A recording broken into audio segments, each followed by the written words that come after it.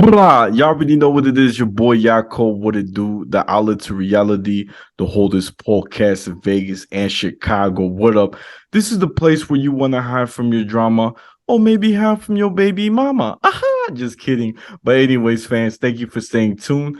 Don't forget to like, share, comment, and subscribe. Ching. And today we have a very special guest who is part of the Jewish one of the biggest Jewish organizations, Rabbi Cutler. Rabbi, I'm missing that the name of it. I just had it. I lost it. Las Vegas Jewish experience. Thank you, Rabbi. Thank you, Rabbi. See, I needed that right hook. I was like, man, I just had it, and it stopped. Oh man. Well, look, Rabbi, I gotta say, so for my fans and my audience to know, I met Rabbi Cutler for the first time at the Moisture House. I just did an interview with Noah, so he shared about how it was to be part of the Moisture House, and it was amazing, Rabbi, because when you came, you brought so much food. You brought pita bread, hummus, shawarma. You probably made me gain some weight because it was a lot of food. But I'm so grateful, and I love that you are one of the best storytellers that I've ever heard, like in my life.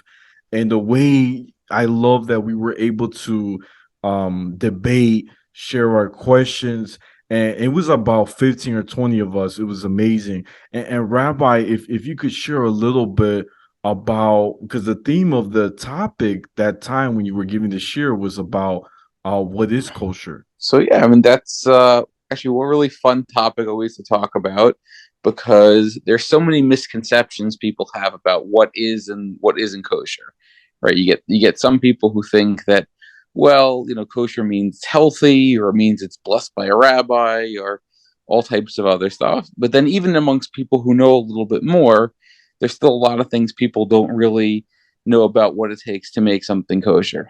For example, right, one of the most common misconceptions people have is that you can just walk into a vegan restaurant and everything there will be kosher because, hey, there's no milk, there's no meat. What could possibly be wrong if you go into a vegan place? So we have like to talk about that kind of stuff and what are the practical things that can come up. Whether it's the regular stuff that comes up every day in terms of how to choose a restaurant that's right, it's kosher, or know what's on a package, or how to make your kitchen kosher. To obviously the really crazy stories. So I'll give you an example. One of the other rabbis in Vegas was once checking out a factory to make sure that it was kosher. And he's looking around, he's checking out all the different things, and he sees a little jar, sitting next to one of the machines. And he asks the owner, what is that? And they go, oh, it's pig blood. We use that, right?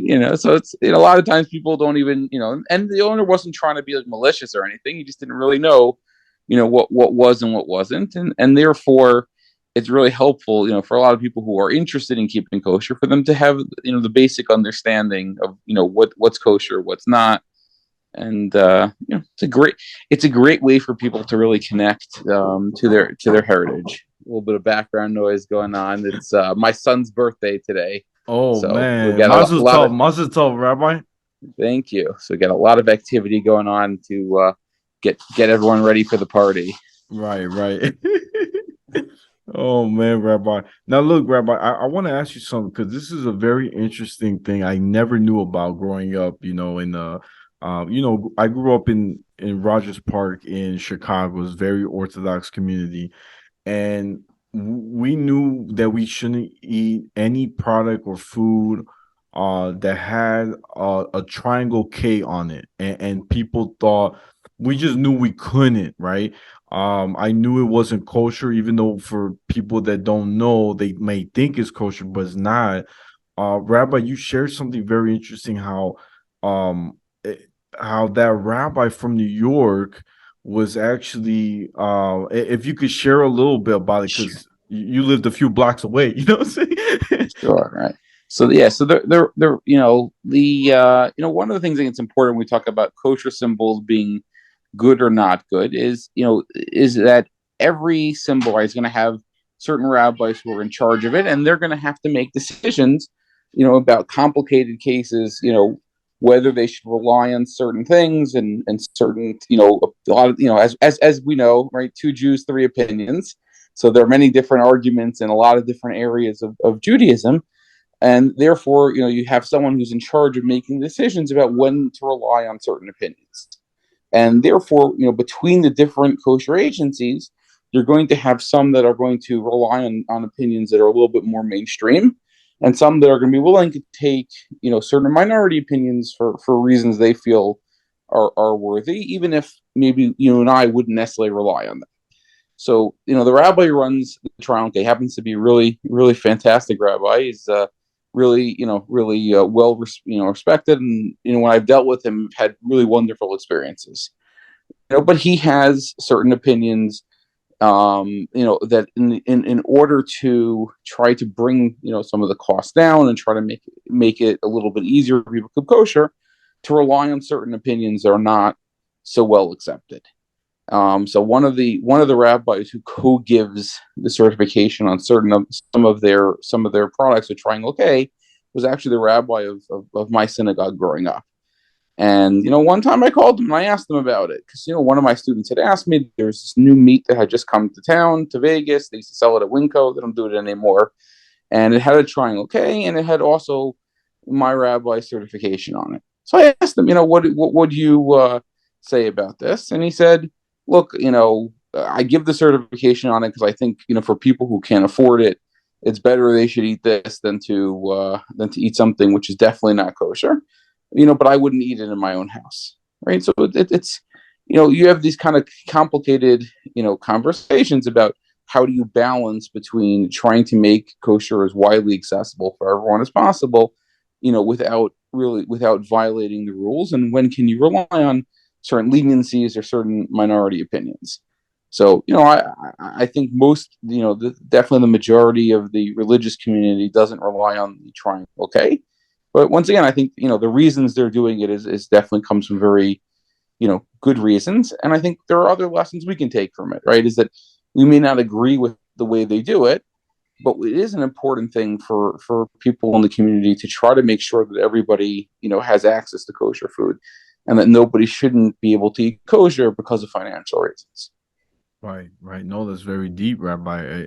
It's amazing, and even how, like, when how to makes something kosher, right? We cannot eat the blood, right? In the Chumash, right? When you study Torah, it talks about we can't have the blood, right? We can't we can't eat meat with blood. You can't eat the mom of like the calf. I'm trying to get the pasuk right, the verse, Rabbi. Lo savashal gedi b'chalevi mo. You cannot have a calf in its mother, a goat actually, kid in its mother's milk. There you Is go. that the There one you you're go. going for? Yeah, that's the one, Rabbi. See, I knew you were smart. I knew you were smart. So that's the one that's very interesting because when people read the Torah, the Chumash, right? Literally, there's still stuff missing that we need help understanding more detail, more deep. And I feel like that's why it's good that when you study Gemara, you study the Talmud, you're able to understand the practice and like shechita, like how they kill the animal. So I think it's that's why it's very important to read both the oral and the written. Right. Yeah. Yeah. I mean, from a Jewish perspective, okay, to read just the written Torah without what's called Torah Biksav, the written Torah, without Torah Shabbal Peh, the oral Torah, is not really a useful thing. And if you look in the Torah itself, it's very clear about that. And the example you gave of Shechita is actually the perfect example, because if you look in the Torah says that you should slaughter the animal in the way in which I told you. But if you look in the entire Torah, it'll never tell you what's the way that I told you, right? Because there's the oral component of the Torah. And you see this throughout a lot of different mitzvos. For example, for putting on tefillin every day, right? If you look around, everybody's putting on basically, the same tefillin, same parsha, the same texts that are written inside of it, the same, colors, the same wrapping. And yet if you look in the Torah, nowhere is there a description of what tefillin looks like, right? The words even that's used for it is a word that doesn't really appear anywhere else in the Torah, and we don't even and there's even a whole question amongst the different sages about what the origin of the word is. So if you read the written Torah and you don't have the oral law that goes with it, it's really an impossible thing to understand. There are so many different mitzvos that are brought down in the Torah where the details in them are not described. There's a Mishnah in Chagiga.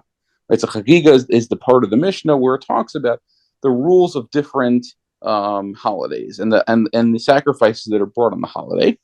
But if you look at it, it actually goes off, like all good Jewish text, it goes off on a lot of really interesting tangents. Okay, so one of the things one of the Mishnahs in Chagigas talks about this idea that you have different types of mitzvos, and some of them are very, very, much have lots of details, lots of rules that are written out directly in the written law. And you have other things, let's say, for example, Shabbos, right? Shabbos is if almost the most fundamental mitzvah of Judaism in a certain way, right? When we describe someone who's religious, the way you describe them is Shomer Shabbos, as their Sabbath observant. That's almost the defining test that we use for how to decide whether someone is religious or not. And yet, if you look in the Torah, okay, and Shabbos has lots and lots of laws, but there's only really a few different verses that go to some of the laws, and not even really in depth. It's really through the oral law, okay, which and obviously there's sources in the Torah that show us, what the base of the oral law is and how we got to these rules. But if you really want to understand how to keep Shabbos, you want to understand, what are the rules of kosher, you want to understand all these really fundamental ideas of Judaism, you have to really put together both the written and the oral law. And the Gemara obviously is one of the main writings bringing down the oral law. The Mishnah, its precursor, is really the first written down text of the oral law because it was written around the time it was compiled around the time of the destruction of the Second Temple, and there was a fear that with the Jews scattered around the world that the rules would get lost and that people wouldn't be able to continue to keep them. And that's why they decided to start writing down the oral law. And that gives us now the advantage that we can look in the Mishnah, we can look in the Gemara and see the oral law and see how it connects to the written law. And putting the two together and the synthesis of that is really what makes up, Judaism and the halachas overall. I love that, Rabbi. That was very deep, and I do want to share something if we can talk about it.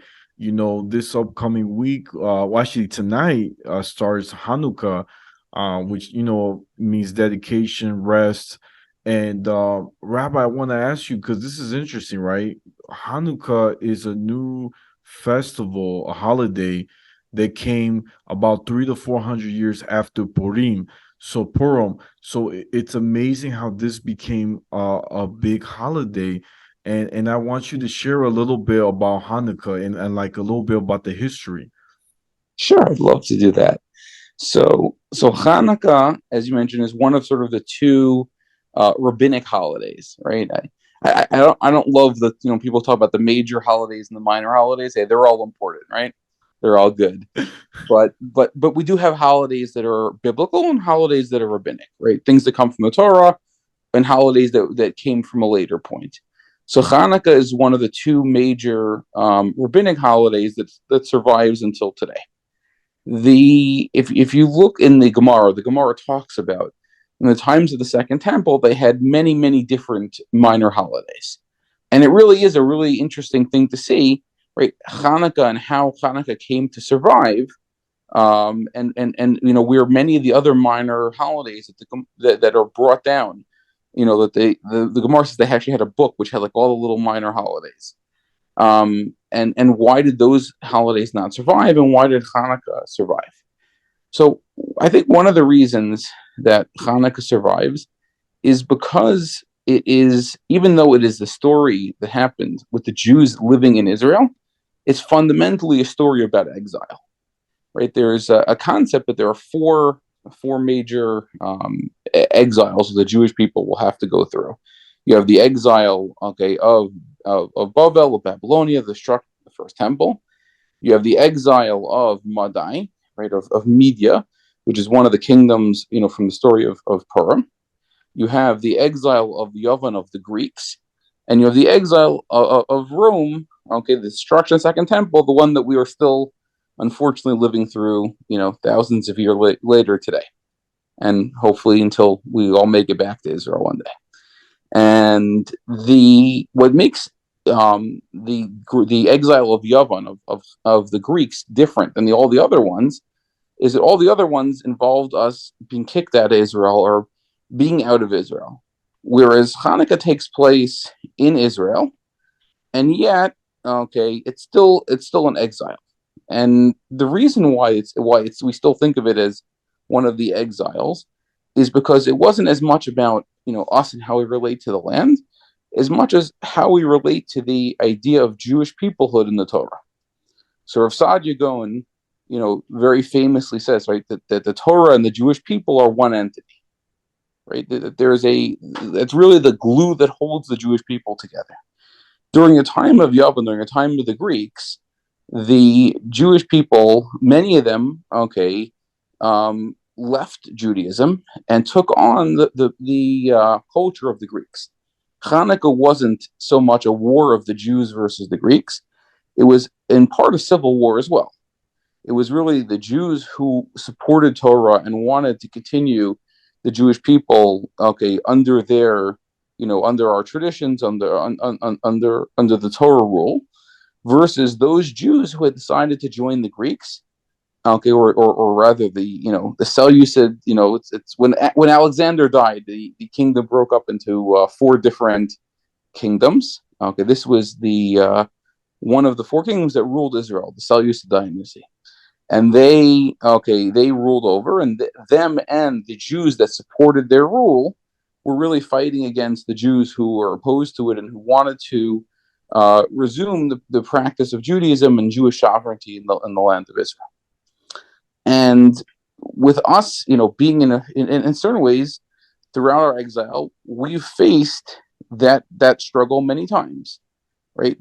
As we're scattered amongst the nations, we have a question: who are we? What does it mean to be a Jew?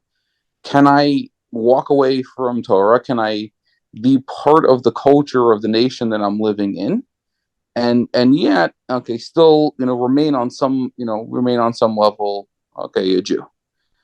And it's that question that's really at the heart of Hanukkah. Okay, and therefore that's why Hanukkah tends to ring sort of eternal, and that's why it lasted, and that's why it became prominent at a time when many of the other minor holidays became, okay, or many of the rabbinic holidays, Second Temple holidays became less prominent, was because of that. It has a message that we're sitting in America today, and we have the same question, right? Are we loyal to the ideas of the Torah?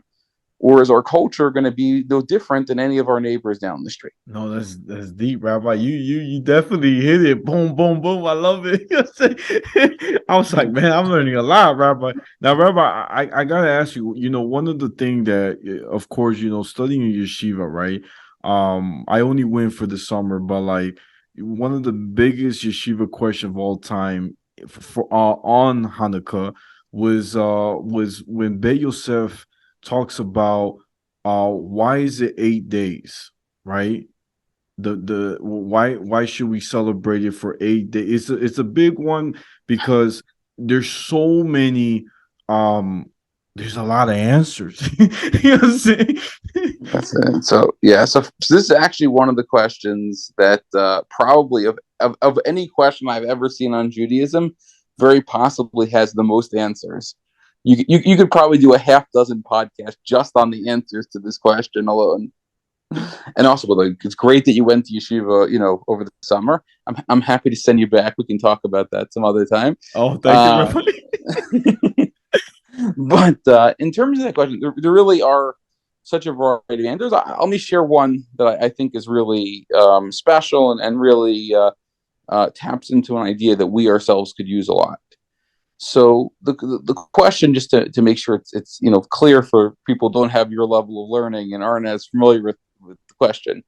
So we celebrate Hanukkah for 8 nights. And the reason we celebrate Hanukkah for 8 nights is that the Jews, when they got back to the temple and they were able to finally kick the Greeks out and reclaim the temple, they had a problem, which was the Greeks had defiled all of the oil in the temple. In order to be able to be used in the temple, it had to be handled in a state of ritual purity.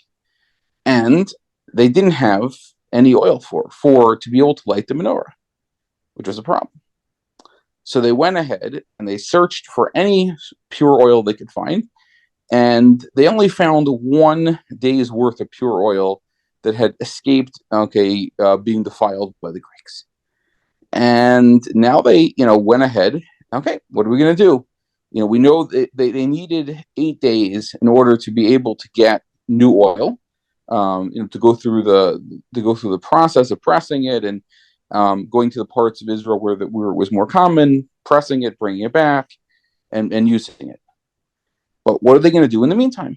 So they went ahead and said, "Look, we're going to go ahead and we'll light the first night, and we'll light that night, and we'll see what happens." And they lit the menorah with 1 day's worth of oil, and it lasted for 8 days, and that's why we celebrate for 8 days. But the question is, that's a little problematic. If the reason we're celebrating for 8 days is to remember 8 nights of miracle, there weren't 8 nights of miracle. There was only 7 nights, right? The first night, they had 1 night's worth of oil. So there was nothing miraculous about 1 night's worth of oil lasting for that first night. So therefore, we should only celebrate 7 days, the days that are miraculous, and not just, celebrating, 8 days. And the answer, I think, is very tied into Hanukkah, right? So Hanukkah celebrates 2 miracles. One, it celebrates the miracle of the oil, but 2, it also celebrates the miracle that the Jews were able to prevail in battle against the Greeks, even though the Greeks were, more numerous than they were. They had, better weaponry, wealthier army, stronger army, and by any conventional standards, the Matisyahu and his family and their army should have lost. Right? There's no reasonable way that they should have won. Right? And we should have won. Right? If they had good betting odds in those days on it, it would have been a very long odds for the Jews to win that war. And once again, this is sort of a funny miracle. I mean, sometimes, right, countries that you wouldn't necessarily expect to win wars do win wars. We're seeing today, over the past year, right? A year ago, if you would have asked people what would happen in a military confrontation between Ukraine and Russia, I don't know that so many people would have expected the result they got. Right? It's turned out very different than much of the world thought it would go. And there have been many, many examples of that throughout human history. So in what way is that really a miracle worth celebrating as well? And one of the answers to both of these questions is that there's the way that we divide the world between nature and miracles is really a false dichotomy.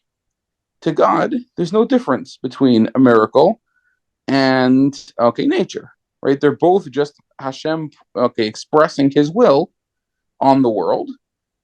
We perceive them differently, right? Because we perceive nature as being, this is just sort of the regular way the world works, and we perceive miracles as being, wow, this is something extraordinary. This is Hashem imposing His will on the universe. But really, they're just the same. They're just different ways. Now, miracles, all right, obviously attune us a little bit better to seeing, wow, this is special, because everything else, we get used to the fact that we get up in the morning and walk outside, right? We see the beautiful mountains surrounding Vegas, and we say, this is nature. It's beautiful. It's great. But then after 3, 4, 5 days, you don't see it anymore. I remember when I moved to town, like every day I'd get up and I'd go outside and I'd see the mountains. And I moved here from New York City, which I love, and it's a beautiful place in many ways, but we don't really have beautiful nature that close like that. And I was like so astounded. And every day, I'd go out and I'd see it, and I'd be so excited. And I realized after about 3, 4 months, I wasn't really noticing the mountains anymore. Right? I didn't see it anymore. Right? We get so used to the things that are natural to us that we don't realize how special and spectacular they are. On Hanukkah, where we have this mix between the natural and the supernatural, right? Between nature and miracles, it allows us to have the opportunity to step back and see that really everything comes from Hashem. Both the things that are nature and the things, okay, that we classify as miracles are equally Hashem's work, and therefore we need to celebrate equally the fact that, hey, Hashem gave us this thing called oil, right? That came out of these. You walk up to a tree, you take an olive, you squeeze it. Now you've got this, beautiful, oil that you can now light and do a holy mitzvah with, okay, and serve Hashem.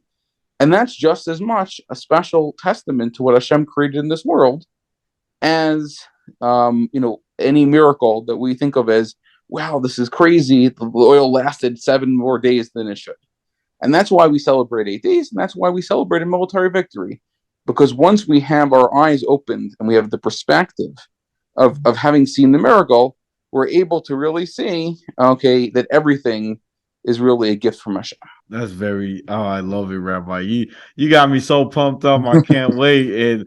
And this is amazing. I feel like, and that, like I was saying, Rabbi, you are very, good storyteller. I love that what you're doing for the youth, right? For the Jewish experience, helping young people reconnect to their faith, reconnect to the ways of, Torah, of, studying. So I think it's beautiful, Rabbi. I feel like, right now it's a time where people are scared to show that they're Jewish, right? Because of all the things that's going on with the media. It's a scary time, but I feel like this is where we have to stand together and daven a lot, pray, do tefillah, because Hashem is always going to be there. He's always there for the good, the bad, the ugly. He's always there, and I think that's a beautiful thing. Even both of us here, talking, sharing ideas. I think this is amazing, because for people that are not Jewish, they can, learn different things, different customs. Even what you shared about Hanukkah and kosher, I think is wonderful, Rabbi, and I'm very grateful to have you. Thank you. And look, in terms of anti-Semitism, and I look, it is scary. Every year, I work with students at UNLV and at UNR, and I don't remember a single year that since I started working at UNR where we didn't have at least one time where there was a swastika or something like that, and the students felt threatened. And a lot of students at UNLV have expressed to me that they're a little bit scared to walk around with T-shirts or caps or whatever that have Jewish symbols on them, because they're worried about what could happen. But ultimately, the truth is, as bad as it is, it's been worse a lot throughout Jewish history. And it's funny, we get nervous because and it's legit. There's a good reason for people to feel nervous, but at the same time, the Jews have survived a long time, and they've survived through a lot worse things. In a couple weeks, my wife and Mrs. Elkubi, that who works as part of our organization, are taking a group of 19 students to Poland, and it should be a beautiful trip. And a lot of it is right. It's a reminder, and I don't mean just the Holocaust, right? The Jews were in Poland for 1,000 years. Okay, there was a lot of other things that went on, and there were a lot of other very difficult times, and we survived them all.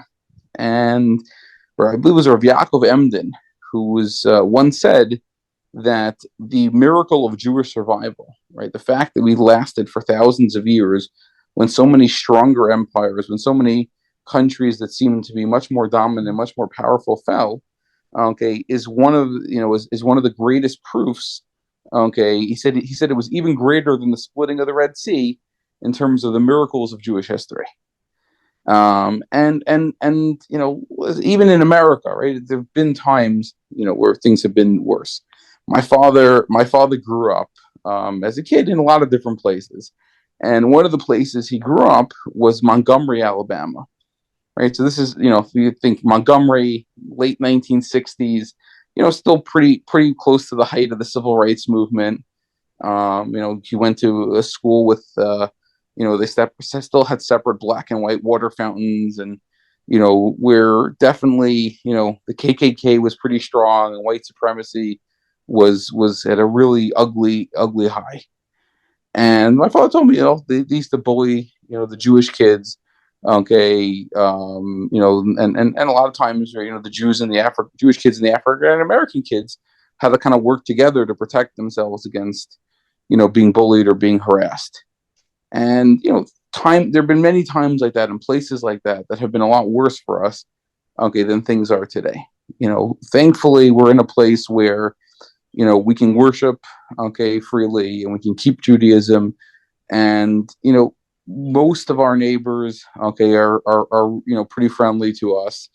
A couple of years ago, I went to Poland, and I was in Krakow, and for Shabbos, and we're walking down the street, and you have tour groups taking pictures of the Jews in the street who are walking to shul, almost like like like it's a zoo and we're the exhibit. And in America, you don't really feel like that. There are things that happen, and unfortunately, there are some people who are not particularly nice or don't like us very much. But in the end, a person shouldn't have to feel scared to be a Jew. And ultimately, the biggest antidote when a person does is when you show there that you're a proud Jew. When you step out, you own it. You wear a yarmulke, you wear a necklace with a Jewish star. Okay, you show people, your friends that, no, I'm comfortable to say, look, I'm going to eat kosher, and I don't feel care how weird it's going to make me feel around other people. I can stick to it. You end up feeling a lot better about it. A bunch of years ago, I'm also a lawyer in addition to being a rabbi. So a bunch of years ago, I had a meeting with a client. It was a very big client, very big case, and the client, he only wanted to meet in Jersey City where he lived. And he said, look, you can pick whatever restaurant. I don't have a problem going to a kosher place, but got to be in Jersey City. So now there's a nice Jewish community in Jersey City. But back then there wasn't. So we ended up eating. This is a Muslim client of mine. And we ended up eating at a halal restaurant. And we're sitting there at the table, and it's him, our Muslim client, and his Syrian Christian business advisor, right? And my Armenian, Christian boss, myself, and one Jew who unfortunately was eating the non-kosher food. Right? It almost sounds like the setup to a joke, but it's not. And we're sitting there, and I'm, everyone else has the food on their plate, and I order, a Coke, and I'm sitting there, watching everyone eat. And the business advisor starts in on me. It's like, come on, halal and kosher, it's the same thing, no big deal, right? You go ahead. It's, why can't you just go ahead and eat it? I said, don't worry, I'm fine. And this goes on, and he keeps pushing it every couple minutes. And finally, his boss, our client, turns to him and says, just respect the guy's religion, knock it off. Right? And the truth is, there's a lot of people like that in America. People who are willing to be there for us. And I think we should have a certain level of appreciation and recognition. And obviously, a person has to be careful. Unfortunately, we live in a world where lots of shuls do have armed security, and that may be necessary. But at the same time, we have to react, not by hiding our faith and our Jewishness, but by being proud and being able to stand up and say, yeah, you're right, I am Jewish. That's who I am. Yeah, Rabbi. No, that's an amazing story, man. I'm glad the guy stood up for you, man. That's amazing. Well, look, Rabbi, I'm gonna wrap it up. Guys, there you have it. This is the Outlet to Reality, the oldest podcast in Vegas and Chicago every Tuesday. Don't forget to like, share, comment, and subscribe. Ching! You know where to find me. I'm on Instagram, YouTube, Spotify, Apple Music, the Outlet to Reality. My TikTok is at Yaakov28. And my Snapchat is Take One Pass It. And Rabbi, where can my fans find you? So we're Las Vegas Jewish Experience. We're on Instagram, Facebook, and Twitter at LVJewish. And our website is LasVegasJewishExperience.org.